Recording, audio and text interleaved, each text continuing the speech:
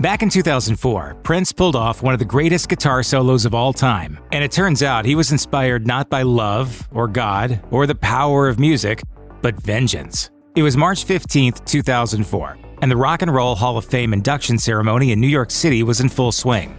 Among the inductees that year was pop superstar Prince, as well as former Beatle George Harrison, who had died around 2 years earlier. As part of the event, an all-star lineup of musicians paid tribute to Harrison with a rendition of one of his best-known Beatles songs, While My Guitar Gently Weeps. This included Tom Petty and members of his band The Heartbreakers, Jeff Lynne of Electric Light Orchestra, Steve Winwood on keyboards, and Harrison's son Danny on acoustic guitar, among others. Off on stage left stood Prince, in a black and red pinstripe suit, open-collared blood-red shirt, and matching Hornberg hat. Prince was one of the most famous solo acts in history, but he still played with others, including his backup bands such as The Revolution and The New Power Generation. Still, he wasn't about to be overshadowed by anyone, and as he began the song's final solo, he showed the world that he could wail on the electric guitar with the best of the best.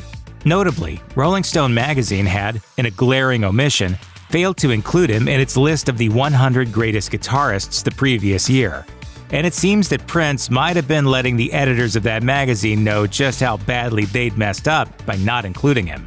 Born Prince Rogers Nelson in 1958, Prince was a musical prodigy who taught himself how to play the guitar, among other instruments. Learned early on this was what I wanted to do, maybe about 12 years old. I knew that this is what I'd want to do the rest of my life. His early albums were more squarely focused on a layered synthesizer sound, but by the early 1980s, he had begun to incorporate more rock guitar into his work. His 1984 album Purple Rain is awash in his iconic wailing guitar sound, which was later compared to that of Jimi Hendrix, although Prince denied any connection. He told Rolling Stone in 1985, "It's only because he's black. That's really the only thing we have in common. He plays different guitar than I do." Prince suggested that his own playing was closer to Carlos Santana's style, which he also called prettier. In 2003, Rolling Stone released its list of the 100 greatest guitarists of all time, which included Hendrix, Santana, even George Harrison. But Prince was nowhere to be found. Over the years, Prince had been known to hold grudges with a long list of celebrities, and it's not too far-fetched to assume he felt some rancor for this snub from Rolling Stone.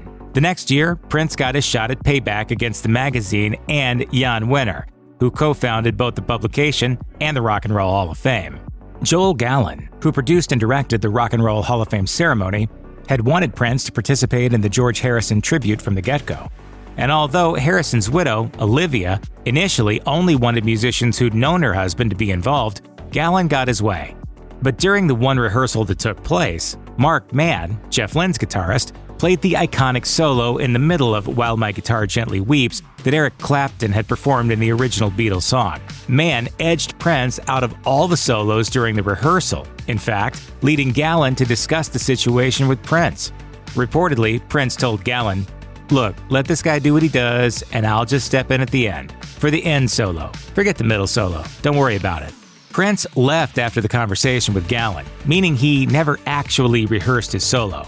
During the performance that night, when Prince began shredding on his Hohner Mad Cat electric guitar for nearly 3 minutes, the rest of the band was as blown away as everyone else.